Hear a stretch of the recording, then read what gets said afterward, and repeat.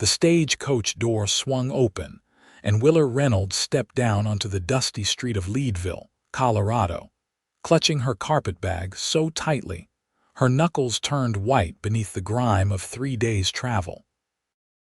The October air of 1883 bit at her exposed skin, but she barely felt it through the ache radiating from her ribs with every breath she took. She kept her head down, letting her dark hair fall forward to hide the purple bruise that bloomed across her left eye like some grotesque flower, the yellowing edges spreading toward her temple, where her husband's ring had caught her skin when his fist connected with her face for the last time. Leadville bustled with activity despite the late afternoon hour, miners fresh from their shifts crowding the wooden sidewalks, their faces blackened with silver dust from the mines that had transformed this mountain town into a thriving city of 15,000 souls. Willa moved through the crowd like a ghost, trying to make herself small, invisible, the way she had learned to do in the final months of her marriage to Marcus Reynolds. Every sudden movement in her peripheral vision made her flinch. Every raised voice sent her heart hammering against her damaged ribs. She needed work. She needed shelter.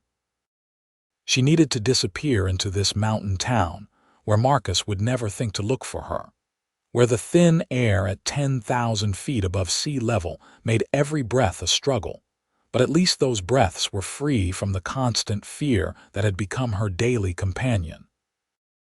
The Golden Rose Saloon stood at the corner of Harrison Avenue and 5th Street, its painted sign faded but still legible in the slanting autumn light. Willa had passed 3 other establishments already, but something about this one felt different, less intimidating somehow, though she could not have said why. She pushed through the swinging doors, blinking as her eyes adjusted to the dimmer interior. The saloon was cleaner than she had expected, the floors swept, the brass fixtures polished to a warm glow. A woman in her 50s stood behind the bar, her iron-gray hair pulled back in a severe bun, her sharp eyes missing nothing as they swept over Willa's form and lingered on her face. "We don't need any trouble here," the woman said, but her voice was not unkind. "I am not bringing trouble." Willa's voice came out rougher than she intended, raw from the crying she had done on the journey west. "I need work. I can cook, clean, so I am a hard worker." The woman studied her for a long moment, and Willa fought the urge to turn and flee. She had nowhere else to go. The money she had stolen from Marcus's desk drawer before fleeing their Denver home would not last more than a week, perhaps 2 if she was careful. "My name is Margaret Hayes. I own this place." The woman came around the bar, moving closer, and Willa had to force herself not to step back. Margaret reached out slowly, telegraphing her movements, and gently tilted Willa's chin up to examine her face in the better light. Her expression hardened. "How long ago?" 4 days. Willa pulled away, shame burning in her chest. "I left that night. I took the first stage west. He'll come looking." It was not a question, but Willa answered anyway. "Maybe, probably. But Denver is 3 days' travel from here, and Marcus hates the mountains. He complains about the altitude." She took a shaky breath. "I cannot go back. I would rather die." Margaret's expression softened slightly. "You won't have to do either, child. I can give you work in the kitchen, room and board included. But you need to see a doctor about those ribs. You are holding yourself like they might be broken. I cannot afford a doctor. There is a man who works at the livery stable next door, used to be a field surgeon during the war. He will look at you for free if I ask him." Margaret moved back behind the bar and poured a shot of whiskey, sliding it across the polished wood toward Willa. "Drink this first. It will help with the pain." Willa had never been much of a drinker, but she downed the whiskey in one burning swallow, gasping as it seared down her throat and sent warmth spreading through her chest. Margaret nodded approvingly and disappeared through a door at the back of the saloon. leaving Willa standing alone in the empty room, wondering if she had just made a terrible mistake or the first good decision of her life. She returned 10 minutes later with a man who had to duck his head to clear the doorframe. He was tall and broad-shouldered, with sun-weathered skin and dark hair that curled slightly at the collar of his work shirt. His eyes were the color of a Colorado summer sky, startling in their intensity, and when they settled on Willa's face, she saw his jaw tighten almost imperceptibly.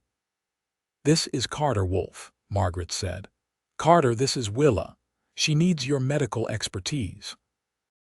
Carter crossed the room with a measured stride, and Willa noticed the slight hitch in his gait, as though an old injury still pained him. He stopped a respectful distance away, keeping his hands visible at his sides. "Miss, I need to examine your injuries." "I promise to be as gentle as possible, but I will not touch you without your permission." The kindness in his voice nearly undid her. Willa nodded, not trusting herself to speak, and Carter stepped closer. His hands were large and calloused from hard work, but his touch was feather-light as he examined the bruising around her eye, checking her pupil's response to the lamplight Margaret brought over. "Your eye is going to heal fine," he said quietly. "No permanent damage that I can see. But I need to check your ribs. Margaret, can you stay with us? Miss Willa, would you be more comfortable if Margaret assisted you, or would you prefer I examine you with her present but not touching you?" "Stay, please," Willa said to Margaret, grateful beyond words that this stranger understood her need for another woman's presence. She allowed Margaret to help her remove her traveling jacket, biting back a cry as the movement sent sharp pain lancing through her side. Carter's expression grew darker as he carefully pressed along her ribcage, his jaw clenched so tight a muscle jumped in his cheek. "3 ribs at least are cracked, possibly broken. I need to bind them, keep them stable while they heal. It is going to hurt like hell for the next few weeks, and you need to avoid any heavy lifting or sudden movements." "I told her she could work in the kitchen," Margaret said. "Light duty only." "Good." Carter's eyes met Willa's, and she saw a burning anger there that made her stomach twist with fear until she realized the anger was not directed at her. "Did this happen once, or has he done this before?" Willa looked away, unable to hold his gaze. "It got worse over time. At first it was just words, then pushing. The last 6 months," she trailed off, wrapping her arms around herself protectively. "No man will touch you again." Carter's voice was low and fierce, a promise more than a statement. "Not while you are in this town, not while I am breathing. Do you understand me?" Willa looked up at him, searching his face for signs of deception or ulterior motives, but found only honest conviction. She nodded slowly, wanting desperately to believe him but unable to quite trust that safety was possible. He bound her ribs with practiced efficiency, his movements professional and impersonal despite the intimacy of the task. When he finished, he stepped back immediately, giving her space to breathe. "Change the bindings every few days. Keep them clean and dry. If you develop a fever or have trouble breathing, you find me immediately. I am at the livery stable from dawn until dusk, and I live in the room above it." "Thank you." Willa's voice was barely a whisper. "I cannot pay you. I do not want your money." Carter picked up his worn medical bag, the leather cracked with age and use. "I am just glad you got away from him." He nodded to Margaret and headed for the door, that slight limp more pronounced now, as though the effort of controlling his anger had taken a physical toll. After he left, Margaret showed Willa to a small room on the 2nd floor, clean and simply furnished with a narrow bed, a washstand, and a trunk for her belongings. It was more than Willa had dared hope for, and she sank down onto the bed with tears streaming down her face, letting herself cry for the first time since she had fled Denver in the middle of the night with nothing but the clothes on her back and her grandmother's silver locket around her neck. The next morning, Willa woke before dawn to the sound of miners heading to their shifts, their boots heavy on the wooden sidewalks below her window. Every muscle in her body ached, and her ribs screamed in protest when she tried to sit up. But she forced herself out of bed and dressed carefully in one of the 2 plain dresses she owned. Margaret had given her a white apron to wear in the kitchen, and Willa tied it around her waist with trembling fingers, determined to prove herself worthy of this second chance. The kitchen was warm and spacious, with a massive cast iron stove that put out enough heat to combat the October chill. Margaret was already there, kneading dough for the day's bread, and she looked up with an approving nod when Willa appeared in the doorway. "How are the ribs this morning?" "Painful, but I can manage." Willa moved to the wash basin and scrubbed her hands clean. "What would you like me to do?" "Start by peeling those potatoes. We serve breakfast to about 20 men most mornings, miners who pay by the week for 2 meals a day. Nothing fancy, just good solid food." Margaret shaped the dough into loaves and set them aside to rise. "You will get used to the routine soon enough." They worked side by side in companionable silence, and Willa found a strange peace in the simple, repetitive tasks. Her hands knew this work, had done it 1,000 times before in the Denver house where she had tried so hard to be the perfect wife, thinking that if she could just be good enough, quiet enough, obedient enough, Marcus would stop hurting her. She knew better now. She knew the violence had never been about her failures. It had been about his need for control, his rage at the world finding its outlet in the woman who could not fight back. The miners began arriving around 6, stomping the dust off their boots before entering the saloon's dining area. They were loud and rough-mannered but respectful enough, calling Margaret Miss Maggie and thanking her for the food she placed before them. Willa stayed in the kitchen, not ready to face a room full of strange men, and Margaret seemed to understand without needing explanation. She was washing dishes when she heard a familiar voice in the dining room, and her hands stilled in the soapy water. Carter was out there, and from the sound of it, he was a regular customer. "Morning, Carter," Margaret called. "Your usual table is open." "Thank you, Margaret." His deep voice carried easily into the kitchen. "How is your new assistant working out?" "She is a godsend. Best help I have had in years." Margaret appeared in the kitchen doorway with an empty serving platter. "Why don't you bring his plate out, Willa? It will do you good to start meeting people." Willa's heart hammered against her damaged ribs, but she nodded and accepted the plate Margaret prepared, heaping it with eggs, bacon, fried potatoes, and 2 thick slices of fresh bread. She carried it carefully into the dining room, keeping her eyes down as she navigated between the tables. Carter sat alone near the window, and he looked up with a slight smile when she approached. "Good morning, Miss Willa. It is good to see you up and about." "Good morning." She set the plate before him, acutely aware of the curious glances from the other men in the room. "How are your ribs feeling?" "Better, thank you." She started to turn away, but he spoke again, his voice pitched low so only she could hear. "I meant what I said yesterday. You are safe here." His eyes held hers for a moment, and she saw nothing but sincerity in their blue depths. "If you need anything, anything at all, you just have to ask." Willa nodded and hurried back to the kitchen, her cheeks burning. She did not know what to make of Carter Wolfe, this gentle giant who bandaged her ribs and made promises about her safety with the conviction of a man who had seen too much violence and decided to stand against it. She had learned not to trust easily, especially not men, but something about Carter made her want to try. The days settled into a comfortable rhythm.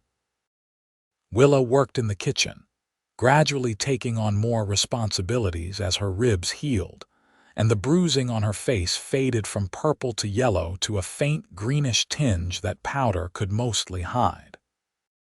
She learned the preferences of the regular customers, which miners liked their coffee black and scalding hot, which ones had a sweet tooth and would pay extra for a slice of pie. Carter came in every morning for breakfast and every evening for dinner, always sitting at the same table near the window, always thanking her politely when she brought his food. He never tried to touch her, never crowded her space, but she felt his eyes on her sometimes, watching with a protective intensity that should have frightened her but somehow did not. 3 weeks after her arrival in Leadville, Willa was collecting plates from the dining room after the dinner rush when the swinging doors burst open and a man stumbled in, clearly drunk despite the early evening hour. He was younger than most of the miners, probably no more than 22 or 23, with mean eyes and a cruel twist to his mouth. "Hey, sweetheart," he slurred, reaching for Willa as she passed his table. "Come here and give me some attention." Willa jerked away from his grasping hand, her heart suddenly racing, her vision tunneling.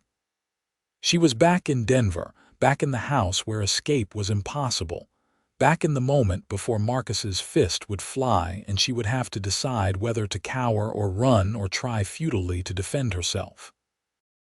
"The lady is working." Carter's voice cut through her panic like a knife. He had materialized between Willa and the drunk man with startling speed, and his posture was deceptively relaxed but ready. "You will keep your hands to yourself." The drunk man lurched to his feet, swaying slightly. "Who the hell are you to tell me what to do?" "Someone who does not tolerate men who cannot respect boundaries." Carter's voice was calm, but there was steel underneath it. "You have 2 choices. You can apologize to the lady and leave peacefully, or I can escort you out. Your choice." "I would like to see you try." The drunk man took a wild swing at Carter, who stepped aside easily, caught the man's arm, and twisted it behind his back in one fluid motion. The drunk yelped in pain and surprise. Carter marched him to the door and deposited him on the sidewalk outside with enough force to make his point, but not enough to seriously injure him. "Find another establishment to drink in tonight. You are not welcome here." He came back inside to find Willa still frozen in place, the stack of dirty plates clutched to her chest like a shield. Margaret had emerged from the kitchen, a rolling pin in her hand and murder in her eyes, but Carter waved her off with a slight shake of his head. "Willa." He approached slowly, hands visible and open. "Are you all right?" She nodded, but her hands were shaking so badly the plates rattled together. Carter gently took the stack from her and set it on the nearest table, then guided her to a chair. "Sit down. Breathe. You are safe. He is gone." Margaret brought her a glass of water, and Willa sipped it slowly, willing her racing heart to calm. The other diners had gone back to their meals, the excitement over, but she could feel their sidelong glances, their curiosity about the new woman who jumped at shadows and flinched away from casual touches. "I am sorry," she whispered. "I am so sorry. You have nothing to apologize for."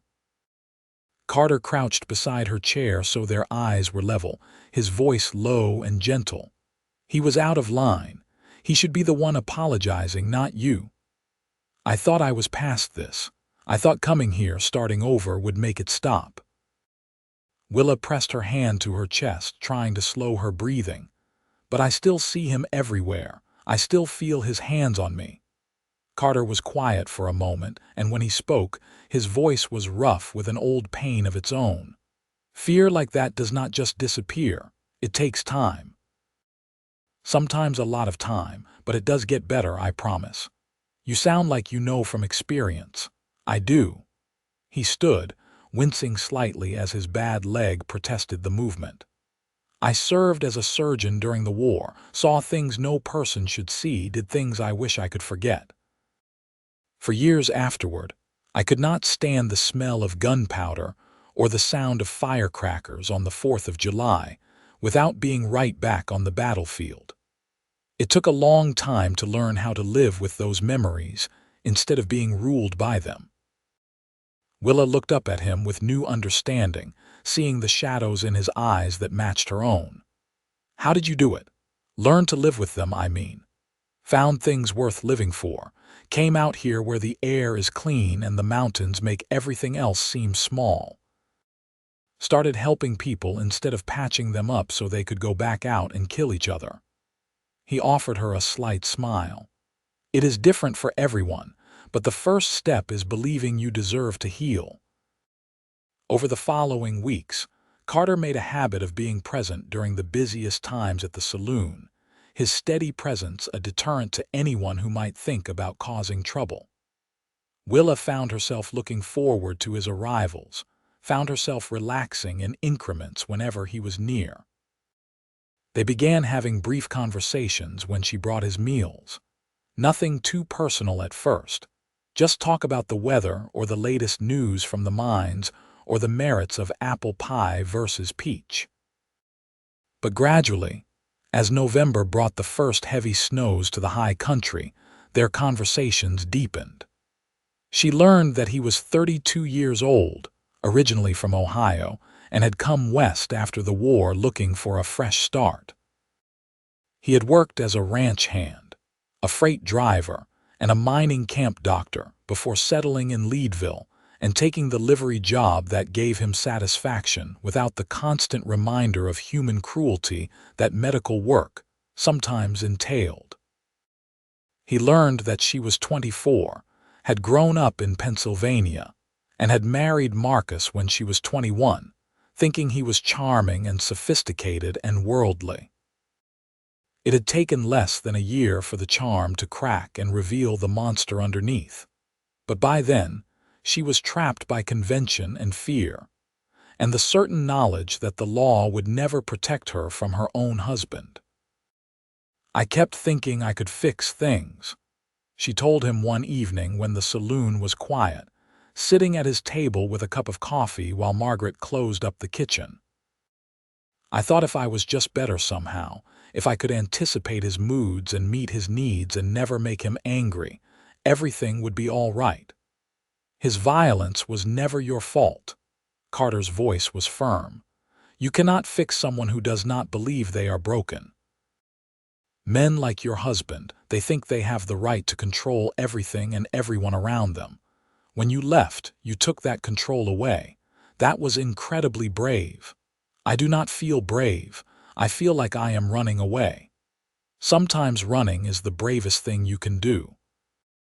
He reached across the table as though to take her hand, then stopped himself, remembering her boundaries. You saved your own life, Willa. That takes strength most people never have to find. She looked down at his hand, halfway between them on the scarred wooden table, and made a decision. Slowly, tentatively, she reached out and placed her fingers on his. His hand was warm and rough and solid, and he froze as though afraid to move and break the spell. They sat like that for a long moment, her hand on his, both of them barely breathing. "Thank you," she whispered, "for everything. For being patient with me. You are worth the patience." His voice was rough with emotion. "You are worth everything good this world has to offer." Winter settled over Leadville with a vengeance, bringing snowfalls that piled drifts higher than a man's head and temperatures that plunged well below zero.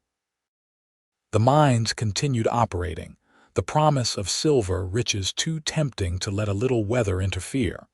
But the town itself seemed to hunker down and wait for spring. Willa had never experienced a mountain winter before, and the cold was brutal, seeping through walls and windows and making her grateful for the massive stove that kept the saloon's kitchen warm. She baked bread every morning, the heat from the oven a welcome addition to the room's warmth, and Margaret taught her how to make the hearty stews and roasts that the miners craved after long hours in the frozen tunnels underground.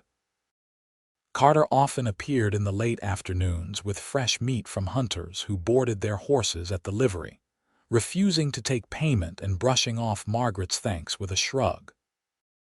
"I know you would do the same for anyone who needed help," he said, but his eyes always found Willa's, and she knew the gesture was as much for her as for Margaret's business. They had fallen into a pattern of sorts, a careful courtship built on respect and patience and the slow building of trust. Carter never pushed, never demanded more than she was willing to give, but she could see the way he looked at her when he thought she was not paying attention, could feel the warmth in his touch during the rare moments when their hands brushed accidentally while passing plates or walking through doorways. She found herself thinking about him constantly, wondering what it would be like to be held by those strong arms without fear, to feel safe enough to let someone close without the constant vigilance that had become her default state. But doubt lingered, the voice in her head that sounded too much like Marcus whispering that she was damaged goods, that no decent man would want her, that she was foolish to hope for anything more than this careful friendship. In mid-December, a stranger arrived on the afternoon stage, shaking snow from his coat as he entered the saloon with the confident stride of a man used to being obeyed. He was well dressed in a suit too fine for Leadville's rough streets, his mustache waxed to sharp points, his eyes cold and calculating as they swept the room. Willa was wiping down tables when he entered, and when his gaze landed on her, she felt her blood turn to ice.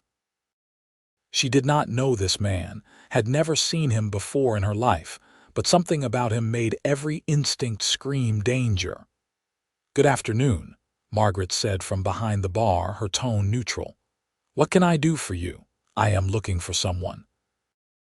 The stranger pulled a photograph from his inside pocket and laid it on the bar. A woman, about this tall, dark hair, probably using the name Willa Reynolds. "Her husband has hired me to find her and bring her home."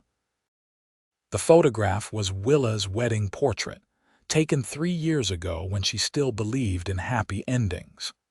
She stood frozen across the room, unable to move, unable to breathe, unable to think past the rushing panic that filled her ears like a roaring river.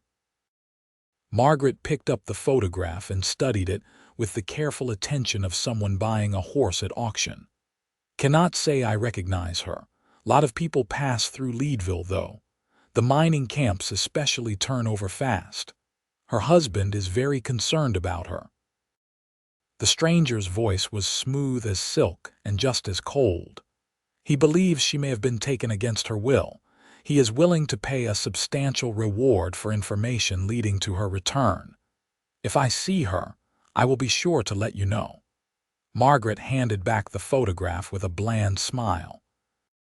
"You staying in town long? As long as it takes." The stranger tucked the photograph away and turned to survey the room once more. His eyes passed over Willa without recognition, her plain dress and work-roughened hands so different from the carefully groomed woman in the wedding portrait that she might as well have been a different person entirely. After he left, Willa's legs gave out and she sank into the nearest chair, her whole body shaking. Margaret was beside her in an instant, pressing a shot of whiskey into her hands. "Drink this, all of it." Willa obeyed, the alcohol burning away some of the ice in her veins.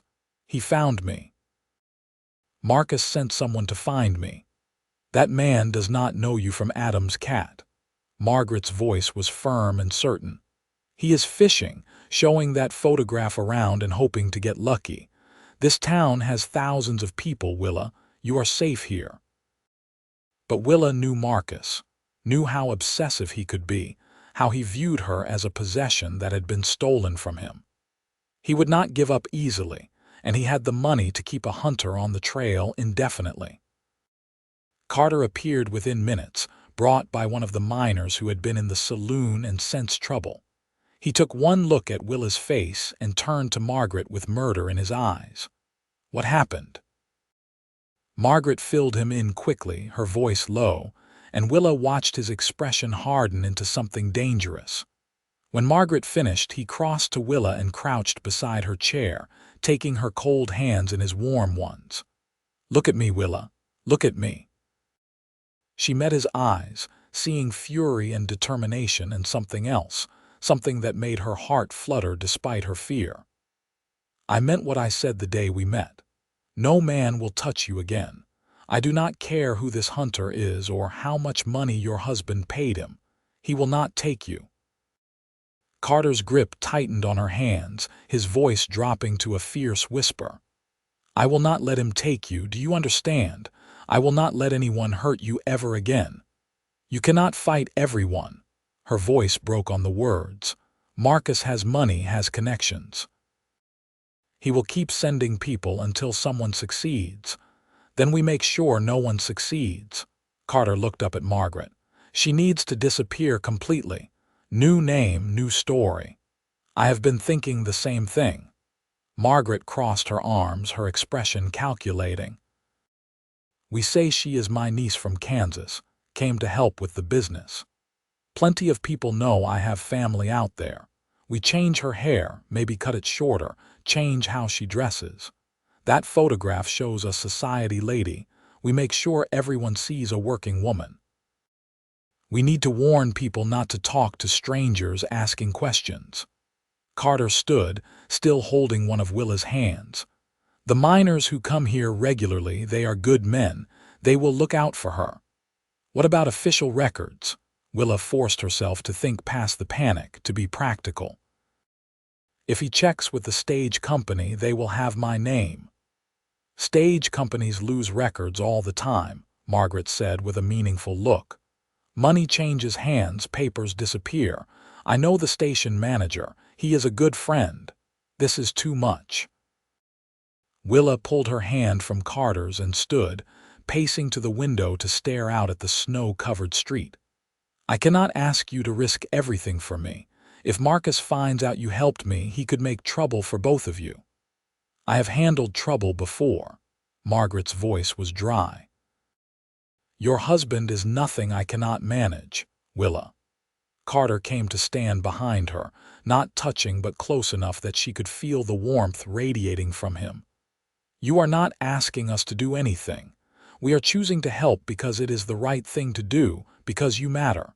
Because—" He trailed off, and when he spoke again, his voice was softer, more vulnerable. "Because I care about you, more than I have cared about anyone in a very long time." Willa turned to face him, her heart hammering. "Carter, I am not. I cannot be what you need. I am too broken, too afraid. What if I never get better? What if I am always like this, jumping at shadows and flinching from kindness? You are not broken." He raised his hand slowly, giving her time to move away, and gently cupped her cheek. "You are wounded. There is a difference. Wounds heal, given time and care and safety, and I am willing to wait as long as it takes."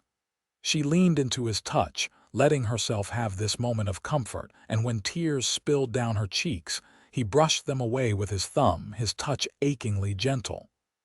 "I am scared," she whispered.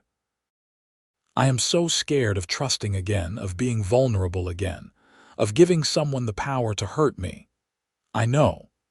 He rested his forehead against hers, his breath warm on her face. "I know, and I am not asking you to trust me completely right now. I am just asking you to let me stand beside you, to let me help keep you safe while you heal. The rest can come later or not at all, whatever you need. I do not deserve you. You deserve everything." His voice was fierce, almost angry, and she realized the anger was directed at everyone who had ever made her feel less than worthy of love and protection. "You deserve kindness and respect and safety and love. You deserve a life without fear. And I am going to do everything in my power to give you that." They stood there in the fading afternoon light, holding each other while snow fell outside and Margaret discreetly busied herself in the kitchen. Willa felt something shift inside her chest, some frozen thing beginning to thaw, painful but necessary. She was not ready for everything Carter offered, not yet, but she was ready to try. Ready to believe that maybe, just maybe, there was a future beyond the fear that had defined her life for so long. The next weeks were tense. Everyone in the saloon on alert for signs of the hunter Marcus had sent. Margaret spread the word among her regular customers, and the miners rallied around Willa with a protectiveness that left her humbled and grateful. They created elaborate stories about Margaret's niece, who had come from Topeka, to help with the business, adding details with each telling, until the fiction felt more real than the truth. Willa cut her hair short, a practical bob that fell just below her ears and made her look younger, less like the formal portrait the hunter carried. She changed her style of dress, adopting the simpler clothes of a working woman, and took to wearing an apron at all times, flour-dusted and stained with kitchen work. When she looked in the mirror, she barely recognized herself, and that was exactly the point. The hunter appeared twice more at the saloon, each time showing his photograph and asking questions, and each time Margaret turned him away with the same polite unhelpfulness. The miners who saw him spread the word quickly, and a silent network of protection formed around Willa, men she barely knew taking shifts watching the street outside the saloon, making sure the hunter never got close enough for a good look. Carter became her shadow during those weeks, always nearby, always watchful. He taught her to be aware of her surroundings, to trust her instincts, to have escape routes planned wherever she went. It should have felt suffocating, but instead it felt like being wrapped in a warm blanket, safe and protected in a way she had never experienced before. Christmas came, and the saloon was decorated with pine branches and ribbons, the miners determined to celebrate despite the brutal cold and the ever-present danger of avalanches in the high country. Margaret roasted a turkey and Willa made pies, and they served a feast to everyone who had nowhere else to go. The saloon filled with laughter and singing and the warm glow of community. Carter gave Willa a gift that night after most of the miners had stumbled home to their boarding houses, a small carving of a horse that he had made himself, the wood polished smooth and golden in the lamplight. "I started making it in October," he admitted, looking bashful. "After the first day we met. I wanted you to have something beautiful, something gentle. Horses have always represented freedom to me." Willa turned the carving over in her hands, marveling at the delicate work, the way he had captured the arch of the horse's neck and the flowing mane. "It is beautiful. I do not have anything to give you. You have already given me more than you know." He smiled at her, that rare, full smile that transformed his face and made her heart skip a beat. "You have given me purpose again, given me something worth protecting. That is the best gift I could ask for." She kissed him then, standing on her toes to press her lips to his, a brief, sweet touch that sent warmth flooding through her entire body. He froze for an instant, as though afraid to move and shatter the moment, then wrapped his arms around her carefully, mindfully, giving her all the space she needed to pull away if she wanted. She did not want to pull away. She melted into his embrace, letting herself be held for the first time since she could remember, without fear, without calculation, without wondering when the gentleness would turn to violence. Carter's arms were strong and steady and safe, and when they finally broke apart, both breathing hard, his eyes shone with an emotion so intense it almost frightened her. "I love you," he said simply. "No games, no manipulation, just plain, honest truth. I have loved you since the moment I saw you standing in this saloon looking so scared and so brave at the same time. I know it is too soon. I know you are not ready to hear it, but I needed to say it at least once. I love you, Willa, and I am going to keep loving you whether or not you can love me back." Tears streamed down her face, But this time they were good tears, healing tears, the kind that washed away old hurts and made room for new hopes. I do not know if I am capable of loving anyone right now. But if I was, it would be you, only you. That is enough. He pulled her close again, resting his cheek on top of her head. That is more than enough. January brought news that the hunter had left Leadville, frustrated by his lack of progress and the town's stubborn refusal to help him.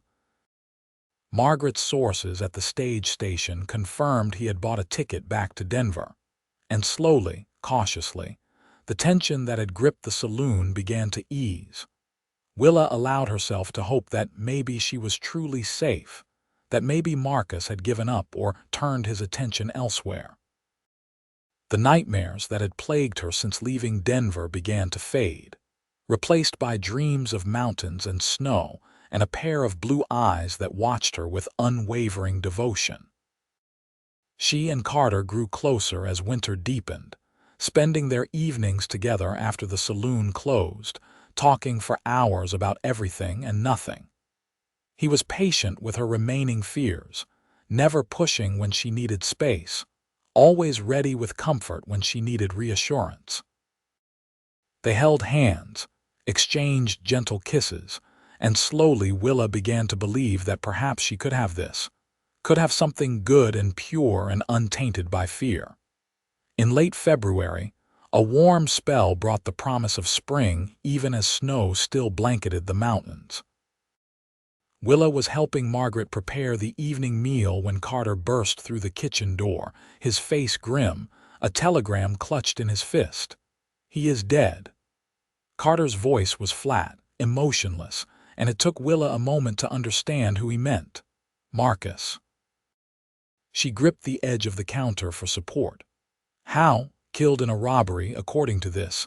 Someone broke into his office after hours. He confronted them. They shot him. Carter handed her the telegram, sent by the Denver police to notify next of kin. "They are asking if you want to come back for the funeral." Willa read the brief message 3 times, the words blurring together, not quite real. Marcus was dead. The man who had terrorized her for years, who had stolen her confidence and her peace and very nearly her life, was gone. She should feel something, should feel relief or grief or vindication, but instead she just felt numb, hollow, as though someone had scooped out her insides and left only an empty shell. "I do not want to go back." The words came out flat, certain. "I have nothing to say to him, not even in death." "You do not have to go back." Carter moved closer, his hand hovering near her shoulder, waiting for permission. "You do not have to do anything you do not want to do ever again. He is really gone." Willa looked up at him, her eyes dry but her voice shaking.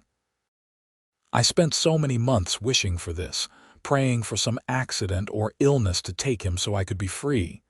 And now he is dead and I just feel empty." Margaret pulled up a chair and guided Willa into it, crouching beside her. "That is normal, child. He was a monster, but he was also a person you once cared for or thought you did. It is all right to feel confused about his death. I should feel happy. I should feel relieved. But all I can think about is how many years I wasted, how much of my life he stole from me." The tears came then, hot and bitter, and Willa buried her face in her hands. "I was so young when we married. I had my whole life ahead of me and he took it all. And now he is dead and I cannot even get those years back." Carter knelt beside Margaret, and this time he did not wait for permission, just pulled Willa into his arms and held her while she cried, great racking sobs that shook her whole body. "You are 24 years old," he said fiercely into her hair. 24. You have your whole life still ahead of you. He took 3 years. That is all. 3 years out of the 60 or 70 or 80 you are going to live. Do not give him more power than that. She clung to him, letting his words sink in, letting herself begin to believe them. Marcus was dead. She was alive. She was free. The fear that had haunted her for months, the constant looking over her shoulder, the nightmares about being dragged back to Denver in chains, all of it could finally, truly end. The numbness began to crack, replaced by a flood of emotion so intense it was almost painful. Relief and grief and rage and hope, all tangled together until she could not tell one from the other, could only hold onto Carter and let him anchor her while the storm passed through. When she finally pulled back, her face blotchy and swollen from crying, he cupped her cheeks and looked at her with such tenderness it made her want to weep all over again. "You are going to be all right," he promised. "Better than all right. You are going to be happy. I am going to make sure you are happy if it is the last thing I do. I am happy right now." The words surprised her, but as soon as she spoke them, she realized they were true. "Or at least I am starting to be. You make me happy, Carter. Being here, having friends, feeling safe for the first time in years, it all makes me happy. Then marry me." The words burst out of him as though he had been holding them back for months and could not contain them any longer. "I know it is too soon. I know you probably are not ready, but I cannot stand the thought of you going one more day thinking you are alone in this world. Marry me, Willa. Let me take care of you for the rest of your life. Let me show you what love is supposed to look like."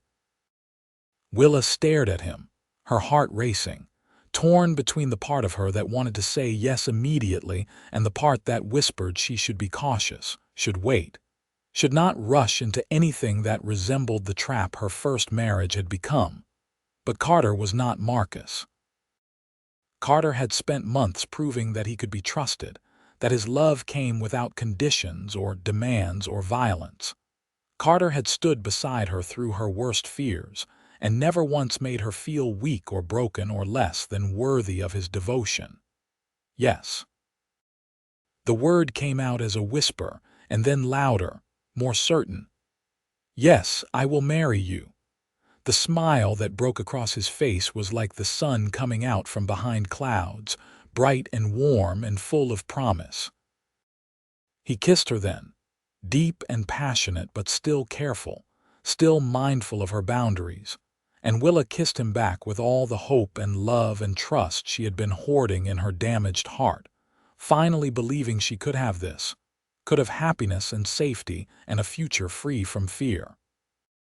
Margaret laughed and cried and hugged them both, already planning the wedding in her mind, talking about flowers and food and who they should invite. Willa let the words wash over her, feeling lighter than she had in years, as though the weight she had been carrying had finally lifted, and she could breathe freely for the first time since she was a girl. They were married in April, when the high country was just beginning to thaw, and wildflowers dotted the meadows with splashes of color. Margaret hosted the ceremony in the saloon, which was scrubbed and decorated until it looked more like a church than a drinking establishment. Half the town showed up, miners in their Sunday best rubbing elbows with shop owners and their families, all of them there to witness the unlikely love story of the broken woman who came to Leadville with nothing but fear and pain, and the gentle cowboy who promised to keep her safe. Willa wore a simple blue dress that Margaret had sewn for her, with wildflowers in her short hair and her grandmother's locket around her neck. She held Carter's hands and spoke her vows in a voice that trembled but never faltered, promising to love and honor and cherish him, leaving out the word obey because they both agreed that kind of submission had no place in their marriage.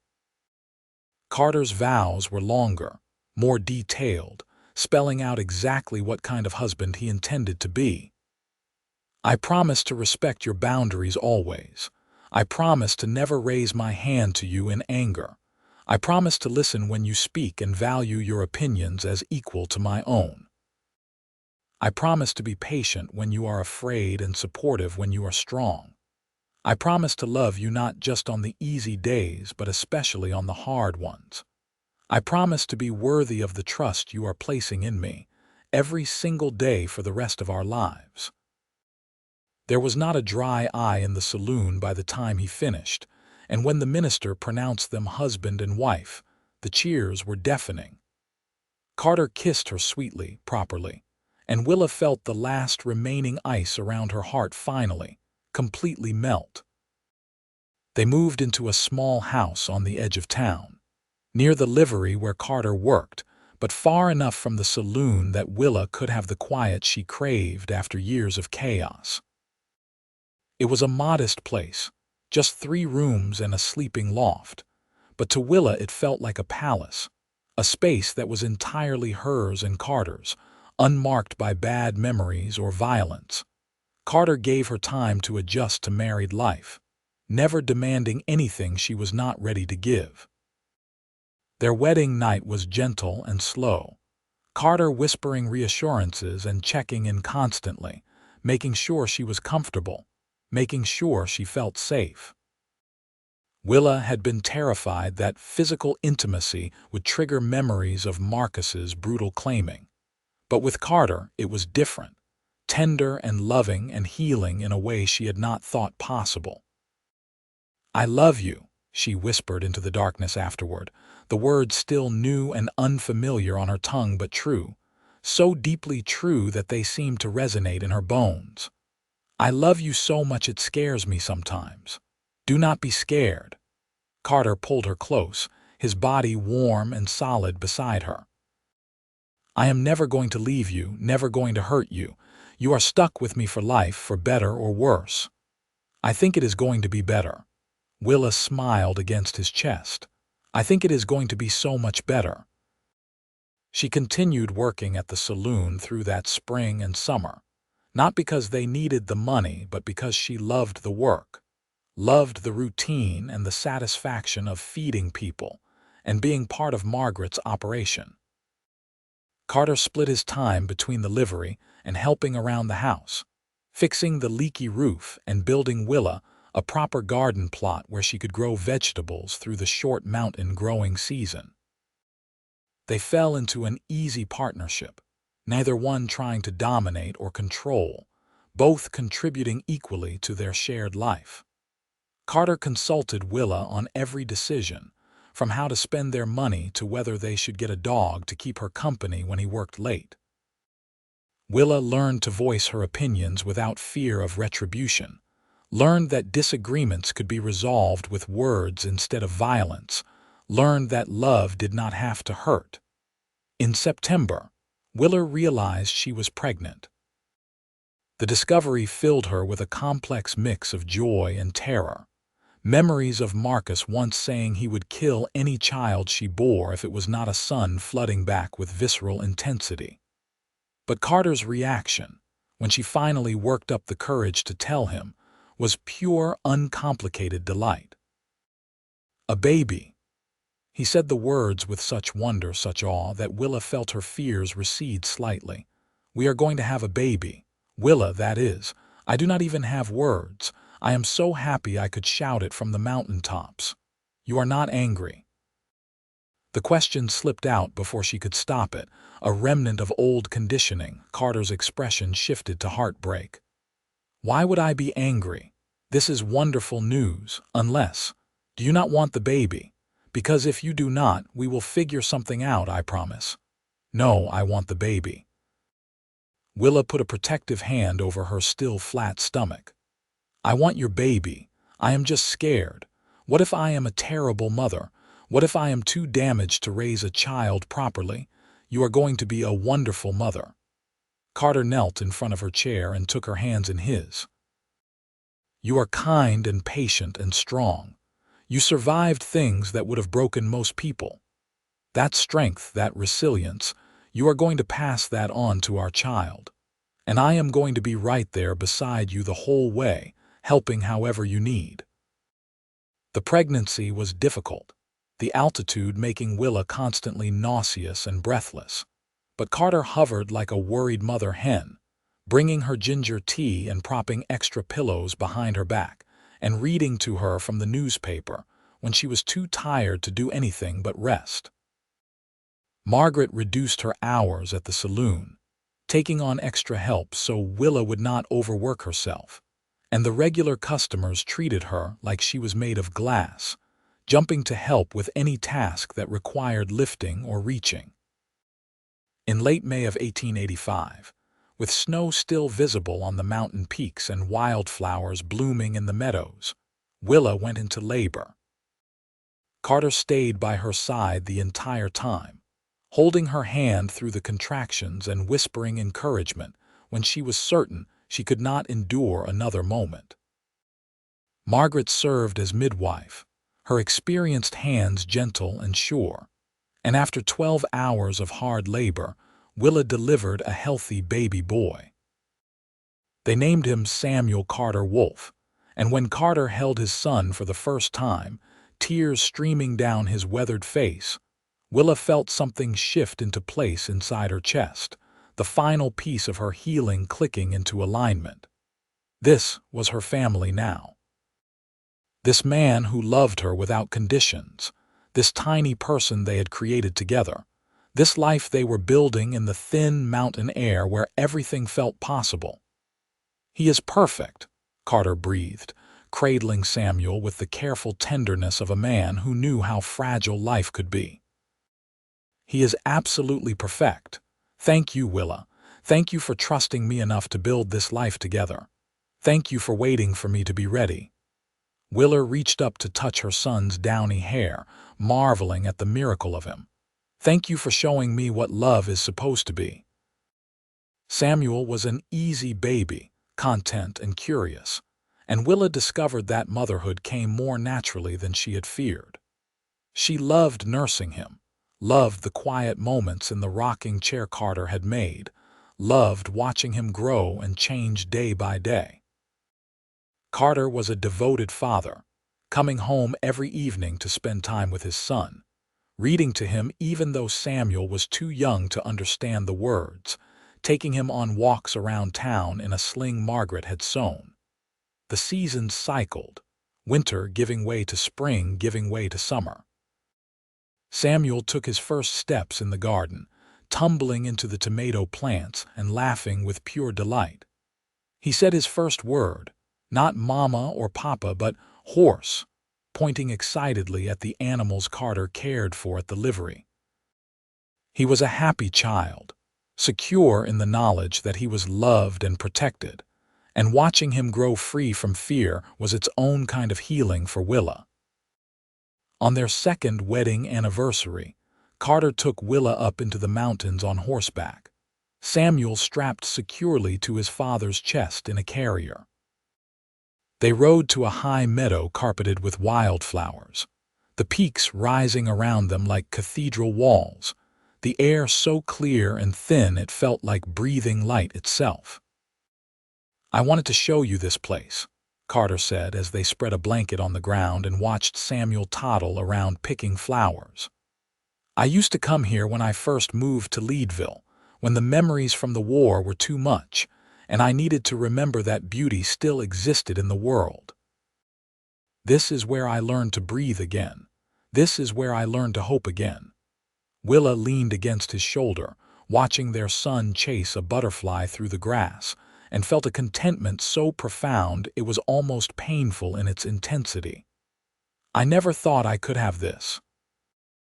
Never thought I deserved happiness or peace or love. I spent so long just trying to survive that I forgot how to live.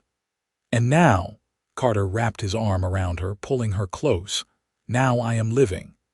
She turned to kiss him, soft and sweet and full of promise. "Now I am building a future instead of running from the past. Now I am part of something beautiful, and I wake up every morning grateful instead of afraid. I love you more than I have words to express." Carter's voice was rough with emotion. "Watching you heal, watching you become strong and confident again, has been the greatest privilege of my life. You are remarkable, Willa Wolfe." She smiled at the sound of her married name, still slightly unfamiliar after 2 years, but right in a way that her first married name had never been. "I love you too, more than I ever thought I could love anyone. You saved my life, Carter. In every way that matters, you saved my life." They stayed in the meadow until the sun began to set, painting the sky in shades of gold and pink and purple that seemed almost too beautiful to be real. Samuel fell asleep in Willa's arms, exhausted from his adventures, and Carter carried both of them down the mountain as darkness fell and the first stars appeared overhead. As the years passed, their little family grew. Samuel was joined by a sister, Emma Margaret, named for her grandmother, a fierce little thing with her mother's dark hair and her father's blue eyes. Then came another boy, Daniel, and finally another girl, Grace, each baby welcomed with the same joy and wonder as the first. The house expanded with the family, Carter adding rooms as they could afford the lumber, until it sprawled across its lot like a small fortress of love and laughter. Willa's garden grew too, producing enough vegetables to feed the family through the winter with plenty left over to share with neighbors and the saloon. Margaret grew older but no less sharp, finally selling the saloon to a young couple from Kansas and coming to live with Willa and Carter in the room they built specially for her. She became the children's beloved grandmother, spoiling them with sweets and stories and unconditional love, a living reminder that family was not just about blood, but about the people who showed up and stayed.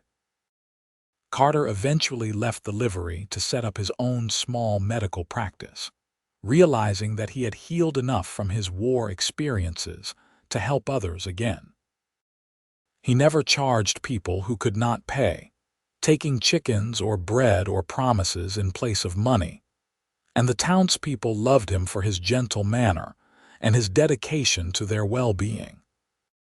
Willa continued to struggle sometimes with memories of her first marriage, with moments of fear or doubt that crept up unexpectedly. But each time, Carter was there to remind her that she was safe, that she was loved, that the past was behind her, and the future stretched out bright and full of possibility.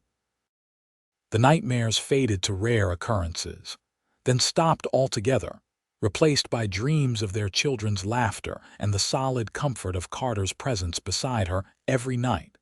Samuel grew into a thoughtful young man who loved books and horses in equal measure. Emma was wild and fearless, climbing trees and racing her brothers through the streets with her skirts hiked up and her hair flying. Daniel was gentle like his father, drawn to healing and helping, already talking about becoming a doctor himself. Grace was still young, only 5, but showed signs of her mother's resilience and her grandmother Margaret's sharp tongue.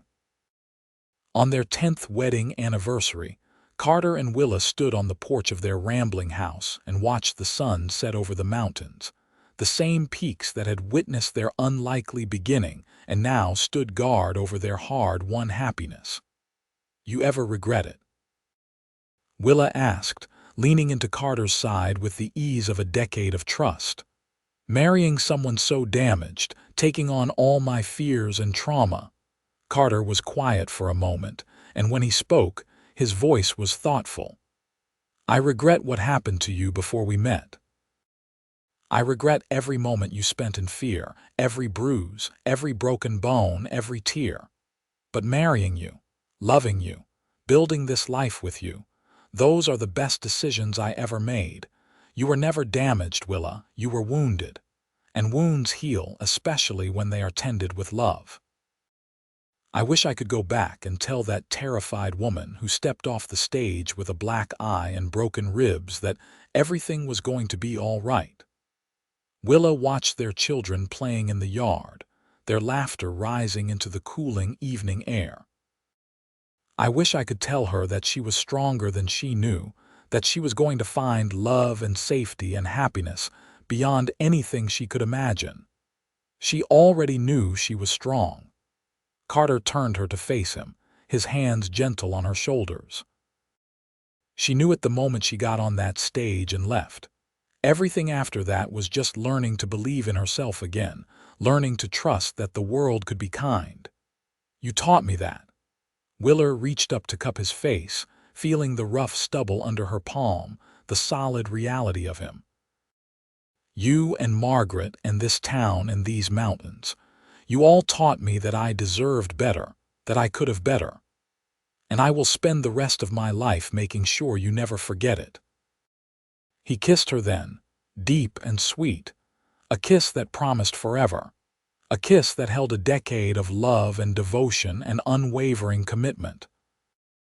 They stood there on the porch as stars began to appear overhead, holding each other while their children played and Margaret called them in for dinner, and the mountains stood sentinel around them. Willa thought about the woman she had been 10 years ago, broken and terrified and certain she would never feel safe again. She thought about the journey from that desperate arrival to this moment of perfect contentment, all the small steps and healing moments that had brought her here. She thought about Carter's promise, made on the day they met, that no man would ever touch her again in violence. He had kept that promise in ways both large and small, protecting her not just with his physical presence, but with his patience, his understanding, his willingness to let her heal at her own pace. Most importantly, he had taught her to protect herself, to value herself, to believe that she deserved love and respect and kindness. He had given her back her voice, her agency, her power to choose her own path. And in doing so, he had given her everything. The years continued to unfold in their gentle rhythm. Willa and Carter grew older together, their love deepening and maturing like wine in a barrel, becoming richer and more complex with each passing season. They weathered difficulties together, the harsh mountain winters and the financial panics that swept through mining towns, and the inevitable hurts and illnesses that came with raising a family. But they weathered them as partners, as equals, neither one trying to dominate or control, but instead supporting and complementing each other. Samuel married a sweet girl from town and took over Carter's medical practice, continuing his father's legacy of compassionate care. Emma shocked everyone by refusing to marry at all, instead becoming a teacher at the town school and living happily independent in a small house near her parents. Daniel followed his dream of studying medicine in Denver, writing long letters home about his studies and his patients. Grace grew into a young woman who combined her mother's strength with her father's gentleness, becoming a midwife who helped bring new life into the world with the same tender care her father had shown her mother all those years ago. Margaret lived to see all 4 children grown, passing peacefully in her sleep at the age of 82, surrounded by the family who loved her. They buried her in the cemetery on the hill overlooking Leadville, her headstone reading simply, Margaret Hayes, friend, protector, beloved grandmother. Willa grieved deeply for the woman who had given her a second chance when she needed it most, but took comfort in knowing Margaret had lived a full and happy life, rich with love and purpose. As Carter and Willa entered their 50s, they began taking long walks in the mountains, revisiting the meadow where Carter had proposed, where they had taken Samuel as a baby, where they had built so many happy memories. They talked about their lives, about the children they had raised and the grandchildren who were beginning to arrive, about all the unexpected blessings that had grown from that desperate beginning in October of 1883. "I have been thinking," Willa said one autumn day as they sat in their meadow watching the aspens turn gold, "about what my life would have been if I had not gotten on that stage, if I had stayed in Denver, stayed with Marcus." Carter squeezed her hand but said nothing, letting her work through her thoughts. "I would be dead." She said it matter-of-factly, without drama. "He would have killed me eventually in a rage or by accident during a beating that went too far. Or I would have done it myself, unable to see any other way out. Either way, I would not have lived to see 30, much less 52. But you did get on that stage." Carter's voice was gentle. You saved yourself. That was all you, Willa. I just provided a safe place to land. You provided so much more than that. She turned to look at him, this man who had stood beside her for 27 years now, his hair gone silver and his face lined with age, but his eyes still the same brilliant blue, still looking at her with the same love and devotion he had shown from the very beginning. You gave me back my life. You gave me myself. You gave me reasons to live that went beyond just survival. You gave me the same. Carter pulled her close, and she rested her head on his shoulder, feeling the steady beat of his heart beneath her cheek. Before you, I was just existing, going through the motions, too haunted by the past to imagine a future. You gave me purpose, gave me love, gave me a family and a life worth living. We saved each other, Willa. That is the truth of it. They sat in comfortable silence as the sun moved across the sky and the temperature dropped with the approaching evening. Willa thought about all the moments that had led to this one, the thousands of small choices and kindnesses that had woven together into the tapestry of their shared life. She thought about the courage it had taken to leave Marcus, to board that stage with no clear destination and only the vague hope that somewhere, somehow, things could be better. She thought about that first glimpse of Carter, this tall stranger with gentle hands and sad eyes who had promised her safety without knowing if he could deliver it. She thought about falling in love slowly, carefully, learning to trust again one small step at a time. She thought about their wedding, their children, the home they had built together literally and figuratively. Most of all, she thought about the promise Carter had made on the day they met, the words that had sustained her through her darkest moments and given her hope when hope seemed impossible. No man will touch you again. It had been more than a promise to protect her body from violence. It had been a promise to protect her heart, her spirit, her fundamental right to live without fear, and he had kept that promise every single day for 27 years. I love you, she said, the words as natural as breathing now, as essential as air. I love you more than I can possibly express. I love you too. Carter kissed the top of her head. Always have, always will. They rode back down the mountain as the stars began to appear, back to the house where their children and grandchildren were gathering for Sunday dinner, back to the life they had built from pain and hope and stubborn determination. Willa looked around the table that evening at the faces of the people she loved most in the world, this family that existed because she had been brave enough to leave, and Carter had been kind enough to help her heal, and felt a gratitude so profound, it brought tears to her eyes. Samuel noticed and squeezed her hand across the table. You all right, Ma? I am perfect. She smiled at him, at Emma and Daniel and Grace, at the grandchildren clamoring for attention, at Carter carving the roast at the head of the table with the same careful precision he brought to everything he did. I am absolutely perfect, and she was. After all the pain and fear and struggle, after the long journey from broken to whole, after decades of patient healing and steadfast love, Willa Reynolds Wolfe was finally, completely, perfectly at peace. She had found her safe harbor in the mountains of Colorado, had built a life that honored the frightened woman she had been while celebrating the strong woman she had become. The scars remained, physical and emotional, reminders of what she had survived, but they no longer defined her. They were simply part of her story, the dark chapters that made the bright ones shine all the more intensely. She had arrived in Leadville with a black eye and bruised ribs, desperate and alone and certain she would never feel safe again. And Carter had promised her that no man would touch her in violence again, had kept that promise with unwavering dedication, and in doing so had given her the greatest gift imaginable.